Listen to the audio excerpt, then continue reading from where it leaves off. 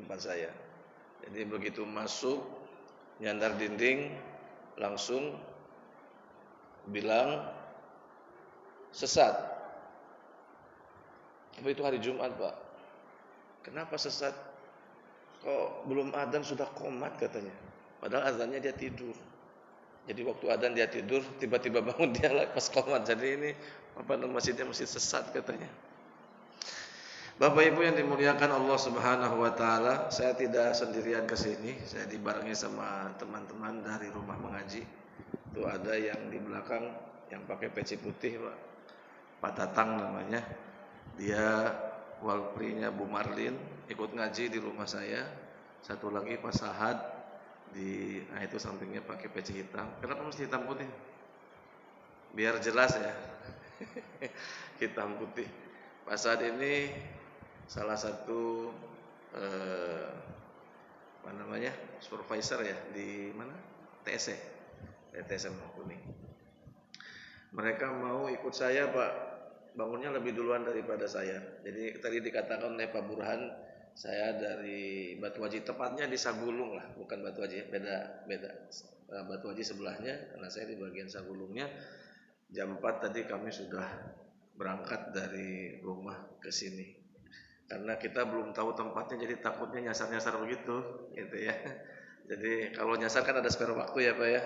Alhamdulillah, rupanya mudah ditemui Masjid Baitul Ma'mur. Mudah-mudahan masjid ini barokah, mudah-mudahan jamaahnya soleh-soleh, dan mudah-mudahan masjid ini menjadi kendaraan kita bersama masuk surganya Allah Subhanahu wa taala. Amin. Ya Allah ya Rabbal. Biasanya ngaji pagi ini sampai jam berapa, Pak? Sampai jam berapa? Kalau kultum itu artinya kuliah 7 menit. Di sini apa arti kultum, Ustaz? Karena kalau saya lewat dari 7 menit dosa, Pak. Jamaah udah gelisah ya gitu. Kalau di tempat saya kultum itu kuliah 70 menit. Jadi di sini berapa menit? Atau di sini kuliah 17 menit ya? Sahih. Sampai jam 6 berarti ya? Sahih, baik. Bapak Ibu yang dimuliakan Allah Subhanahu wa taala, mudah-mudahan kita semakin kuat di bulan suci Ramadan ini. Jadilah menjadi pasukan yang tangguh di bulan suci Ramadan ini. Kenapa saya katakan demikian? Karena kita di bulan suci Ramadan ini diibaratkan sebagai sebuah pertempuran ya. Dan bawalah pasukan-pasukannya. Apakah kita termasuk pasukan-pasukan yang tangguh? Tergantung. Rasulullah sallallahu alaihi wasallam ketika selesai perang Badar, beliau berkata kepada sahabat-sahabatnya, akan ada perang yang lebih besar dari ini, kata Nabi. Para sahabat terperanjat, karena baru saja kita perang Badar sudah lumayan cukup besar, 313 melawan 1000 lebih pasukan kaum kafir Quraisy. Perang apa itu, hai Rasulullah? Padahal sebetulnya nanti di kemudian hari ada perang yang lebih besar lagi, Pak. Perang Mu'tah itu perang di dalam sejarah Islam, di mana umat Islam kurang lebih sekitar 3000 pasukan, dan sementara Romawi berkisar sekitar 200.000 pasukan. Kata Nabi, perang melawan hawa nafsu. Seperti hari ini di bulan suci ini kita sedang berperang melawan hawa nafsu kita. Para ulama mengatakan, man tawahhama anna lahu aduwan a'da min nafsihi qallat ma'rifatuhu bi nafsihi. Barang siapa yang mengira, menyangka, man dhanna, man tawahhama, barang siapa yang mengira, menyangka ada musuh a'daan aqwa, yang lebih kuat, yang lebih hebat ketimbang nafsunya, qallat ma'rifatuhu bi nafsihi, maka amat sangat sedikit dia ma'rifat dalam arti mengenal siapa dirinya. Setan ini musuh yang nyata. Setan ini musuh besar, iblis pimpinannya. Tetapi kalau pada diri manusia tidak ada sarana yang disebut dengan nafsu, setan pun tidak berkutik. Setan pun tidak akan bisa ngapa-ngapain. Hari ini di bulan suci Ramadan, setan dibelenggu, setan dipenjara, setan dirantai. Tapi kenapa di bulan suci Ramadan masih ada juga orang-orang yang berbuat maksiat? Ke Ustaz bilang begitu. Boleh cerita, Bu? Sekitar 6 tahun yang lalu, saya diajak teman, dijadwalkan untuk mengisi tausiah Ramadan 4 malam di sebuah lokalisasi di Batam.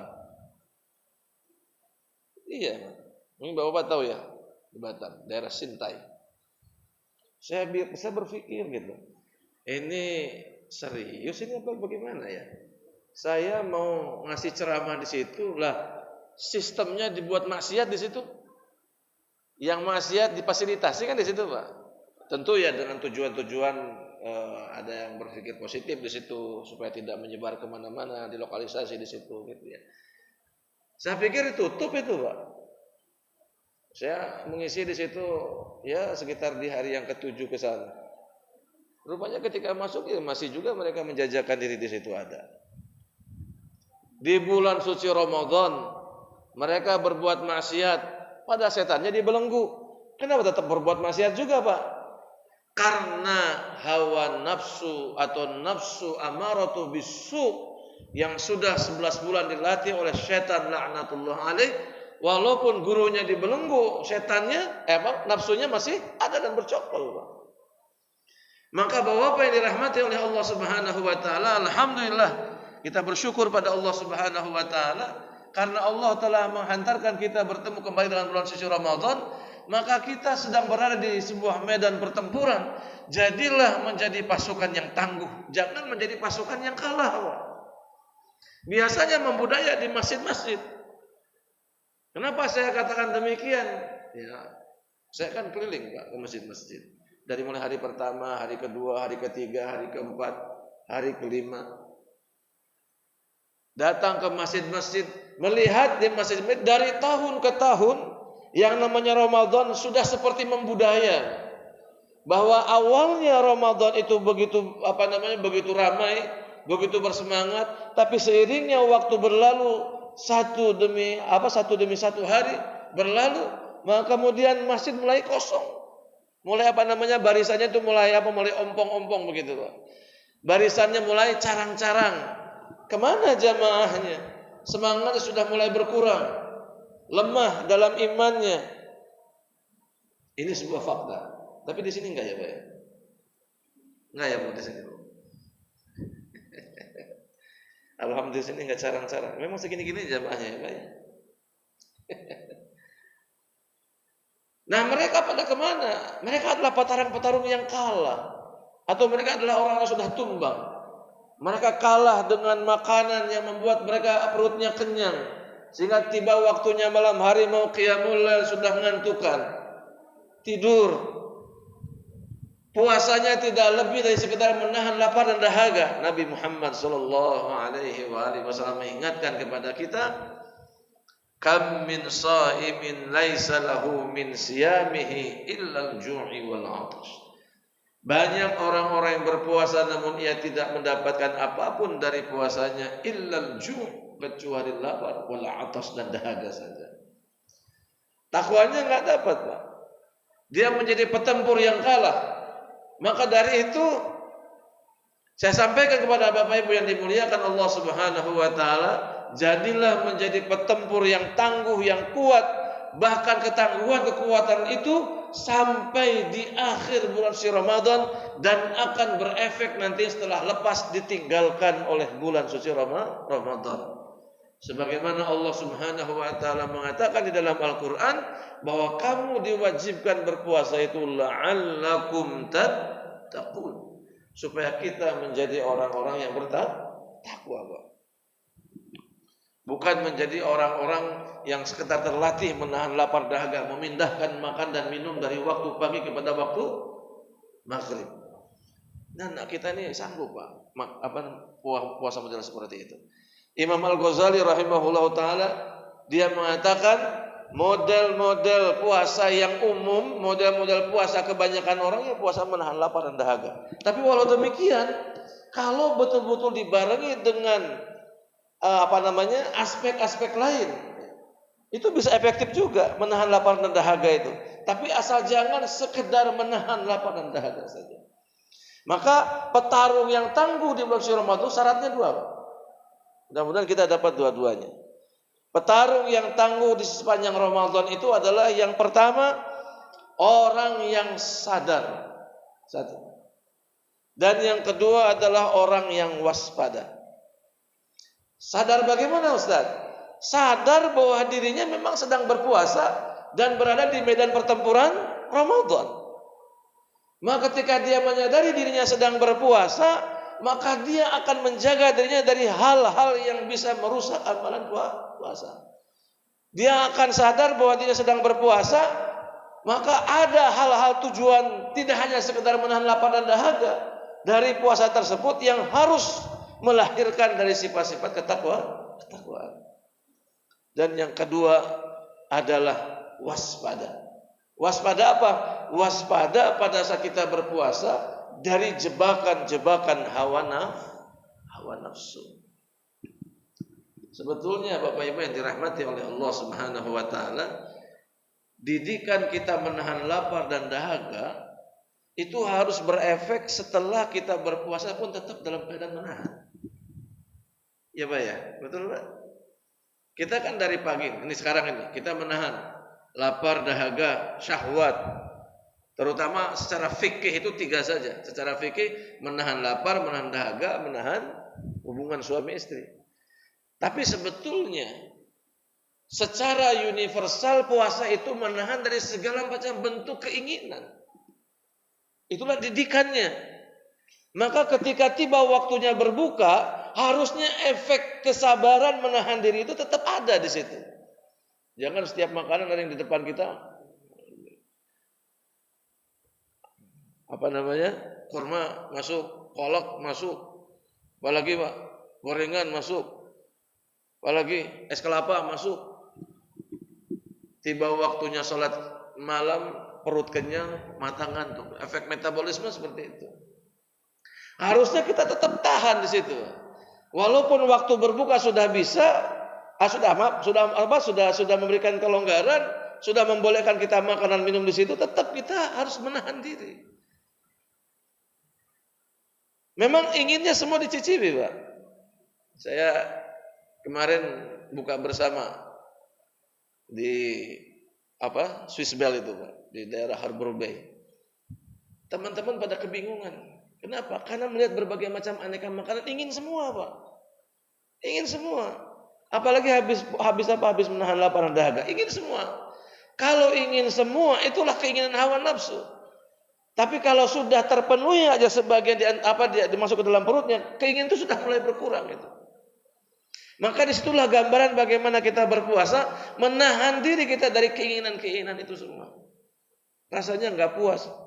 Kenapa? Karena belum mencicipi yang lainnya, Pak. Ya. Jadi walaupun sudah waktunya berbuka, kondisi kita menahan diri dari keinginan mencicipi semua makanan itu kita tahan. Kita tahan tangan kita yang lima jari ini, Bapak Ibu yang dirahmati Allah. Gunakan 3 jari ini, ambil. Kurma ambil 1-2 biji, kita makan, kunyah dengan cukup lama. Setelah itu baru kita minum air putih. Selesai, berhenti sejenak, lalu kemudian ambil lagi yang lain. Boleh kita mengambil yang lain. Gorengannya boleh, ya. Tapi dalam kondisi menahan diri.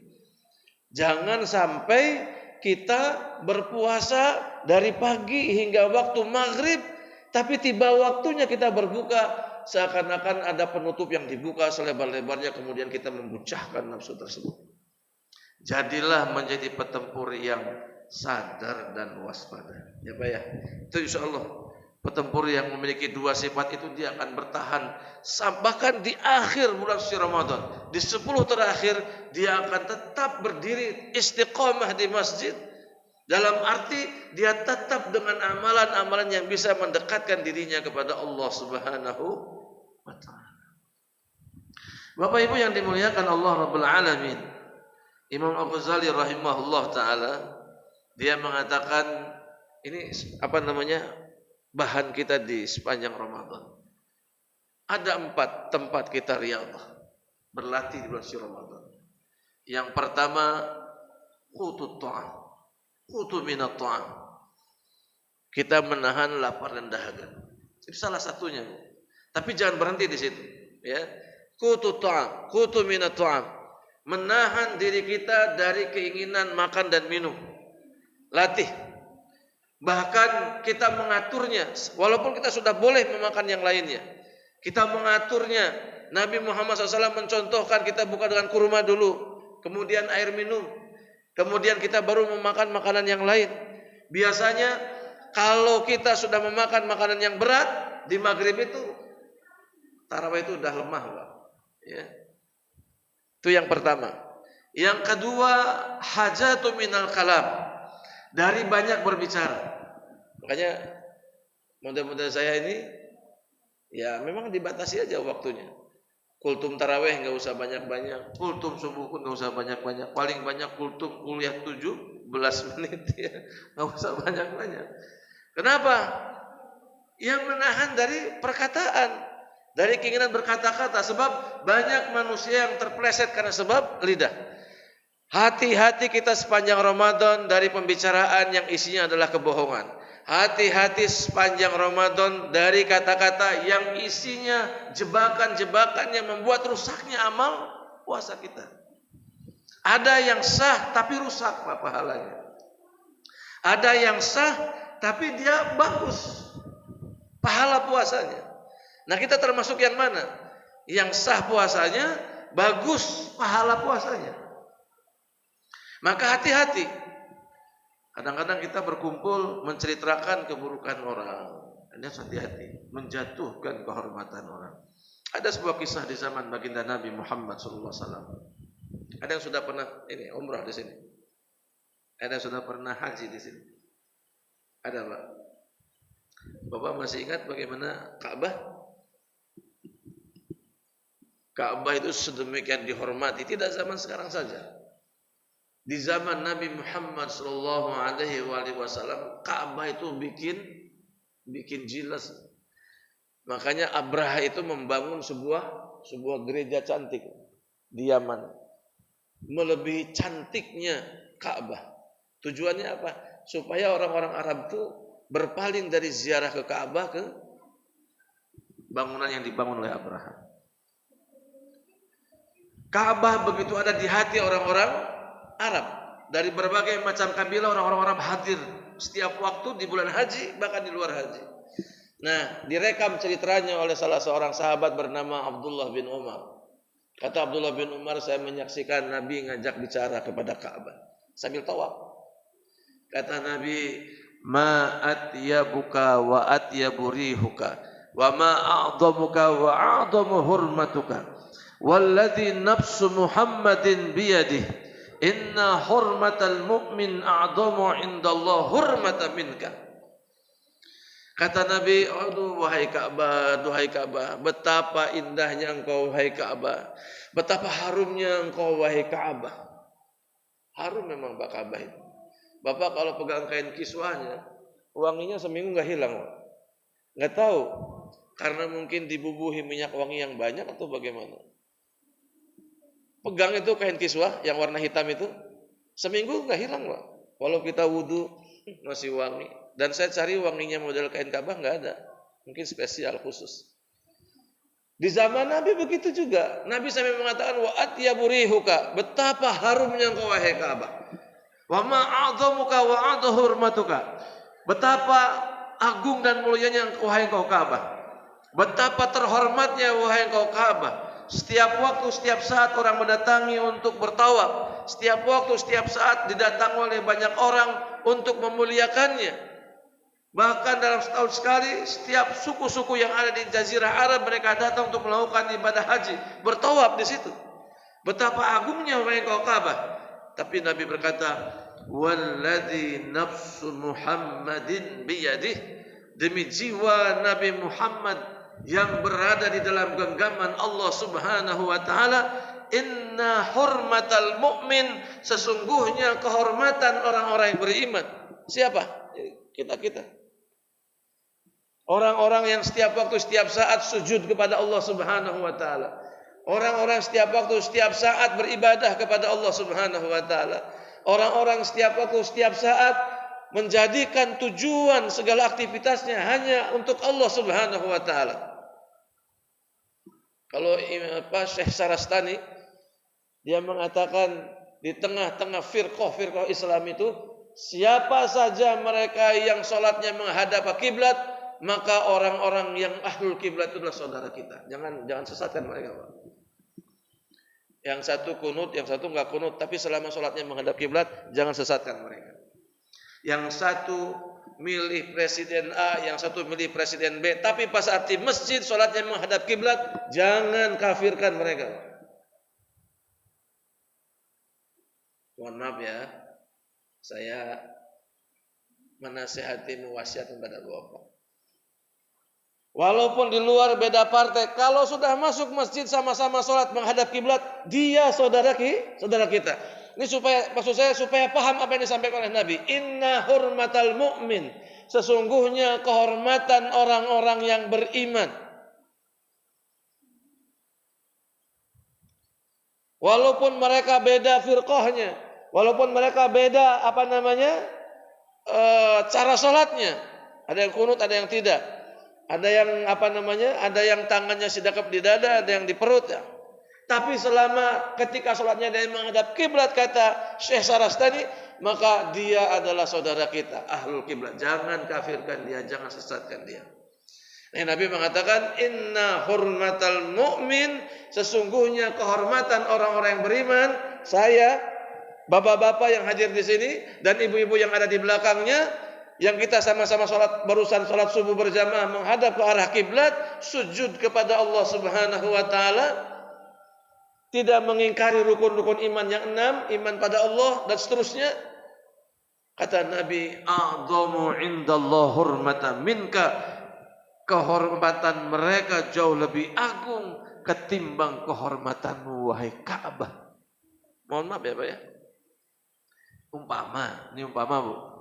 Hari ini Ibu dengar ada salah seorang di Mekah sana yang nekat. Dia naik ke atas Ka'bah, lalu kemudian dia kencingi Ka'bah. Menurut Bapak-bapak bagaimana? Kira-kira apa kalimat pertama yang keluar dari mulut Bapak-bapak? Ya? Kira-kira apa? Hari ini Bapak mendengar dalam sebuah pemberitaan, tapi rasanya nggak mungkin ya Pak. Misal saja, ada orang yang nekat berani naik ke atas Ka'bah, lalu kemudian dia kencingi Ka'bah. Apa kira-kira ungkapan Bapak? Ya, yang keluar dari mulut kita pertama kali.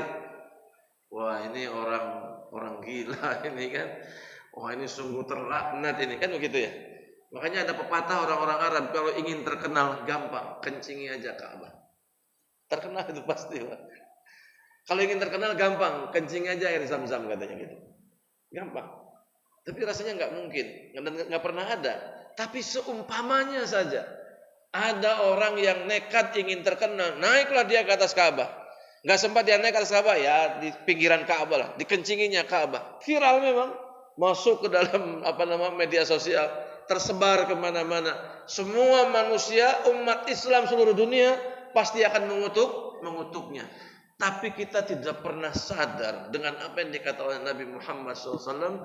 Walladzi nafsu Muhammadin biyadih, innal hurmatal mu'min a'dhamu indallah hurmatan minka. Demi Allah yang aku berada di dalam genggamannya, sesungguhnya kehormatan orang-orang yang beriman jauh lebih besar lagi kehormatannya di sisi Allah ketimbang kehormatanmu. Dan hari-hari kita ngomongin kejelekan saudara kita, dan hari-hari lisan kita terus ngobrolin kejelekan saudara kita. Bahkan kita senang apabila ada saudara kita terjatuh kehormatannya, dipermalukannya di depan banyak Maka Ramadan ini Pak, ini sarana ini. Bagaimana kita melatih supaya lisan kita ini tidak secara liar membuncah berkata-kata ke sana kemari. Perutnya memang berpuasa dari lapar dan dahaga, tapi lisannya tidak berpuasa dari kebohongan, dari fitnah, bahkan tidak ragu untuk melakukan ghibah. Ini ghibah gaya sekarang nih, gaya modern sekarang. Ini ghibah. Ini sarana. sarana ghibah. Bapak buka Facebook, ceklek. Kemudian Bapak dapat share dari temannya. Share-nya menjelekkan saudara sendiri. Sekarang mungkin sudah ditinggalkan. Mudah-mudahan tidak terulang lagi. Pada musim-musim politik, mengerikan sekali lihat Facebook itu. Banyak orang yang membuat meme-meme yang menjelek-jelekkan saudaranya. Wajah saudaranya yang sedemikian mulia ciptaan Allah Subhanahu wa taala, lalu kemudian dirubah dengan wajah binatang. Ada apa, Pak? Di sini kan, di Facebook. Dia senang membuka aib saudaranya, dia senang mempertontonkan keburukan saudaranya. Sekarang di bulan suci Ramadan kita bertemu, alhamdulillah, syukur kita kepada Allah Subhanahu wa taala. Latih lisan kita. Jaga, waspada dan sadar. Waspada, sadar kita sedang berpuasa, waspada dari jebakan-jebakan yang membuat lisan kita berkata-kata yang kata-kata itu justru merusak dari amalan puasa kita. Coba, saya tadi membuat perumpamaan kepada Bapak-bapak. Bagaimana orang-orang yang hendak merusak kehormatan Ka'bah dengan mengencingi Ka'bah. Bapak begitu jijik mendengarnya dan tidak suka. Kalimat yang keluar adalah kalimat sumpah serapah. Lalu bagaimana dengan kita yang hari-hari menjelek-jelekan saudara-saudara kita? Lisan kita yang tidak terjaga menceritakan aib dan keburukan di antara saudara-saudara kita. Jebakannya ada 3. Ijtanibu katsiran minadh-dhann. Jauhi oleh kamu dari prasangka. Dari hati dulu. Hati yang berprasangka kepada saudara-saudara kita. Kenapa? Karena kalau dari berprasangka buruk ini, jebakan keduanya adalah tajassus.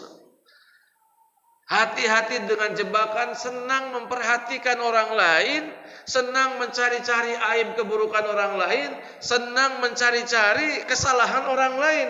Tapi kesalahan yang ada pada dirinya nggak pernah dia temukan, nggak pernah dia lihat gitu. Waktunya 24 jam, 7 jam dia pakai tidur, sepanjang dia bekerja bergaul dengan manusia, bersosialisasi dengan manusia, maka waktu itu dipenuhi dengan kesibukan mencari keburukan orang lain. Tapi keburukan dirinya tidak pernah terlihat. Waspada dan sadar Bapak Ibu yang dirahmati oleh Allah Subhanahu wa taala. Ingat, Ka'bah tidak lebih mulia dengan kehormatan orang-orang yang beriman. Kita orang-orang yang hidup, Pak. Kita manusia yang diberikan oleh Allah itu hati. Kalau sempat hatinya dirusak, dijatuhkan kehormatannya, berat hukumannya. Kalau sempat dari dzon, prasangka buruk, lalu kemudian tajassus, mencari-cari aib dan keburukan saudaranya, lalu kemudian menceritakan keburukan itu, maka Allah Subhanahu wa taala mengumpamakan seperti seseorang yang mengambil setiap serpihan tubuh saudaranya yang sudah menjadi mayit. Sudah busuk, Bu. Saudaranya sudah busuk, diumpamakan dalam Al-Qur'an, lalu kemudian setiap dagingnya disayat oleh kita, lalu kemudian dimakan oleh kita. Kita memakan bangkai saudaranya sendiri. Setiap kali kita menceritakan aib dan keburukan saudaranya. Puasa kita rusak tuh dengan itu, Pak. Kalau puasa menahan lapar dahaga, hari-hari bapak-bapak sukses semua itu. Lapar dahaga, bertemu istri, itu sukses semua, Pak. Tapi dari lisan ini, dari hajatu minal kalam, dari kebutuhan berbicara, dari dorongan-dorongan berbicara, tanpa kita sadari kita sudah membatalkan puasa kita dengan sebab kita menceritakan aib dan keburukan saudara-saudara kita. Hati-hati. Sampai jam 6 ya. Habib Umar itu pernah bercerita ada salah seorang yang mendatanginya. Bapak tahu Habib Umar, Pak? Ulama hadis dari Yaman yang hafal ribuan hadis itu, Habib Umar. Dia bercerita ada salah seorang yang datang kepadaku dan meminta maaf. Maafkan saya wahai Habib. Kenapa? Saya pernah menulis keburukan Anda di buku saya, buku karangan dia, dan buku itu sudah menyebar.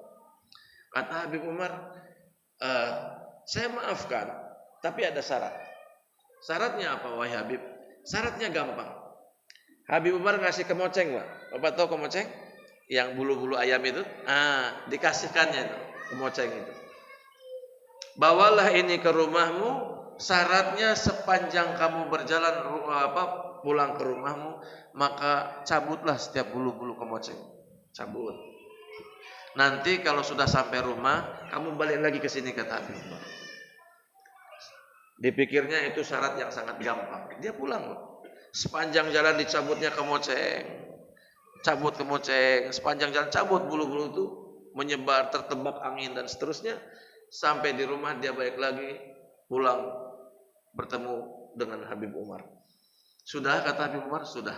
Sekarang kamu balik lagi dan tolong ambil satu demi satu bulu-bulu kemoceng itu. Mencabutnya di awalnya itu gampang, tapi ketika balik untuk mengambil, memungut satu demi satu bulu kemoceng itu yang memberatkan, Bapak Ibu yang dirahmati Allah. Diterik dengan mentari yang sedemikian panas, basah dengan keringat, nyampe ke rumahnya hanya sebagian kecil saja bulu kemoceng yang dia dapatkan. Nangis dia, Pak. Dia balik ke Habib Umar, wahai Habib, maafkan saya cuma bisa memungut sebagian kecil bulu-bulu kemoceng ini. Apa kata Habib? Begitulah perumpamaan kalau kamu menceritakan aib saudaramu. Menceritakan aib saudaramu, berita itu sudah menembus dinding-dinding yang tebal. Berita itu sudah berterbangan. Dia menembus jauhnya lautan. Dia sampai kepada hati orang-orang, dan orang-orang percaya tentang keburukan seseorang yang kamu ceritakan itu. Dan kamu tidak bisa mengembalikan seperti semula kehormatan orang tersebut. Pak, ya, waspada. Jadilah orang yang berpuasa sepanjang Ramadan menjadi petempur yang tangguh. Yang pertama, jadilah orang yang sadar dirinya sedang berpuasa. Dan yang kedua, jadilah menjadi orang yang waspada dari hal-hal yang bisa merusak amalan puasa kita. Jadi hati-hati, Pak. Riyadhah menahan lapar dahaga, riyadhah menahan dari banyaknya berkata-kata, dari bohong, dari fitnah, dari ghibah. Apa beda fitnah sama ghibah, Pak? Kalau fitnah itu menceritakan keburukan yang tidak sesuai fakta. Bapak suka bilang kan, ini keburukan sesuai faktanya, Ustaz. Nah, yang sesuai faktanya itu adalah ghibah. Jadi kita tidak ada pilihan, Pak, untuk menceritakan keburukan orang. Nggak ada. Jadi gimana, Ustaz? Kalau begitu orang tidak akan jerak berbuat kemaksiatan. Ada tempatnya. Kalau Bapak dijadikan sebagai saksi, Bapak boleh menceritakan keburukan saudaranya. Kalau Bapak dijadikan sebagai saksi di pengadilan, Bapak boleh berbicara keburukan orang di situ. Karena kalau tidak diberitakan, tidak akan terungkap kebenaran, kan begitu. Tapi di dalam pergaulan seperti kita sehari-hari, hati-hati. Kita sengaja menceritakan aib keburukan orang hanya karena ingin memuaskan hawa nafsu yang ada dalam diri kita. 2 ya, Pak. Yang 2 lagi kita percepat. Yang ketiga, kata Imam Al-Ghazali, dari riyadhah, dari keinginan banyak tidur. Biasanya kita Ramadan itu kan maunya tidur ya, Bu ya. Betul. Karena kita sudah sudah bangun sahur, Pak. Maunya nih habis ngaji ke rumah ini kan maunya tidur. Saya sarankan jangan cepat-cepat tidur. Biarkan kita tilawah Quran dulu, lalu kemudian sholat duha dulu. Kalau bisa sekarang sholat isra, habis itu sholat duha, habis sholat duha tadarus, habis tadarus mulai ngantuk tuh tidur. Itu enak tidurnya, Pak. Tapi kalau Bapak habis ini tidur langsung, percayalah bangun tidak akan nyaman itu. Saya teliti gitu, saya amati. Ini ngantuknya berat sekali nih habis ngaji ini. Pulang ke rumah maunya langsung tidur. Tahan dulu, Pak. Nah, kan puasa itu nahan, Pak. Ya kan? Tahan dulu, sholat isyraq dulu. Habis sholat isyraq baca Quran sebentar, Pak. Barang selembar 2 lembar baca Quran. Masuk waktu duha, sholat duha. Setelah selesai sholat duha, boleh Bapak tidur di situ. 1 jam, 2 jam kita tidur, itu enak, nikmat. Jangan terjebak dengan kata-kata para mubalik, para ustadz, tidurnya orang yang berpuasa itu dinilai pahala zikir sahih itu. Itu betul. Itu keutamaan bulan suci Ramadan. Tapi maknanya bahwa kita bukan berarti harus tidur terus. Kalau tidur terus sama dengan zikir yang banyak. Justru sepanjang Ramadan kita harus menjaga diri dari ghamdu minal manam, menjaga diri dari tidur. Yang terakhir kata Imam Ghazali adalah menahan pahitnya orang-orang yang zalim kepada kita. Ini bapak-bapak sepanjang Ramadan ya, bergaul dengan banyak orang, di jalan tiba-tiba ada yang meludahi, jangan balas, tahan. Lagi kerja tiba-tiba orang memaki kepada kita, ya memang mungkin saja kita salah, dimaki, jangan balas, tahan. Itulah salah satu riyadhah yang Allah siapkan kita di sepanjang Ramadan. Ya, awas Pak, di jalan itu banyak godaannya. Saya kemarin sore itu ada orang yang berhenti di tengah-tengah jalan Pak, di daerah Balo itu. Rupanya orang bertengkar Pak, mau tinju-tinjuan. Ya Allah, astagfirullah, bulan suci Ramadan mau hantam-hantaman, padahal kita sedang menahan diri dari godaan hawa nafsu. Jadi kalau Allah datangkan di bulan suci Ramadan ini hal-hal yang menguji kepada kita, yang menuntut kita membalas dengan amarah kita, tahan ya. Orang memarahi kita, orang membenci kita, orang mengucilkan kita, maka itu adalah sarana riyadhah kata Imam Al-Ghazali, di mana kita akan menundukkan hawa nafsu kita. Penutup, saya tutup dengan sebuah perumpamaan. Bapak pernah melihat kuda liar? Permainan rodeo, bisa kuda, bisa banteng, ya kan? Bapak lihatlah bagaimana banteng dan kuda itu liar ketika ditunggangi, Pak, sulit dikendalikan. Dia meronta-ronta. Itulah hawa nafsu.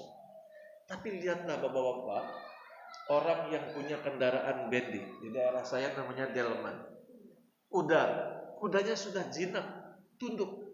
Itu si kusir, si yang pegang pedatinya itu, dia melaju dengan kencang. Ketika nanjak dihempas lagi, bahkan dipecut itu pakai pecut. Lari kuda itu dengan kencang.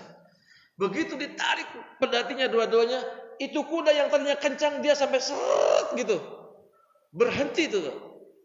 Dihempas lagi, dia berjalan, ditarik pedati sebelah kiri, dia belok kiri, pedati sebelah kanan, dia belok ke sebelah kanan. Itulah perumpamaan nafsu.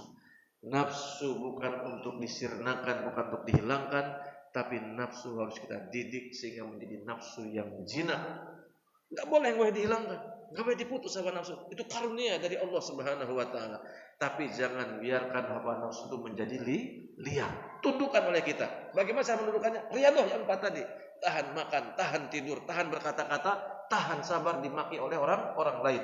Maka nafsu akan terkendali dan Bapak Ibu akan tampil menjadi orang-orang yang muttaqin, yang sabar di tengah-tengah deraan, himpitan, cobaan daripada hidup di dunia ini.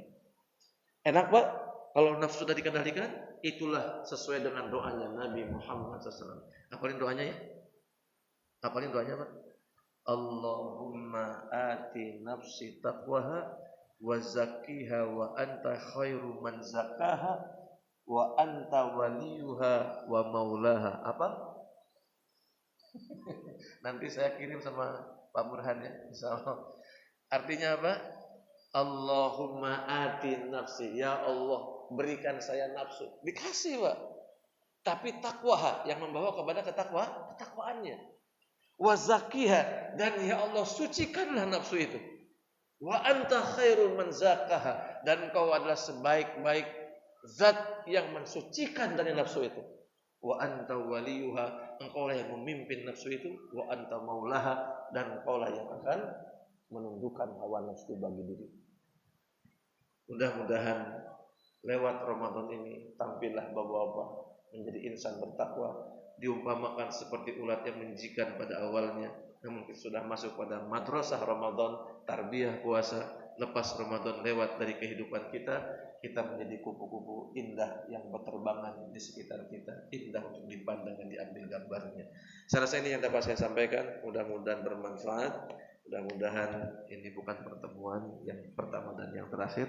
Terima kasih kepada keluarga Pak Burhan karena sudah mengundang saya di sini. Istrinya Pak Burhan itu dulu santri Darut Tauhid di mana saya mengajar di situ.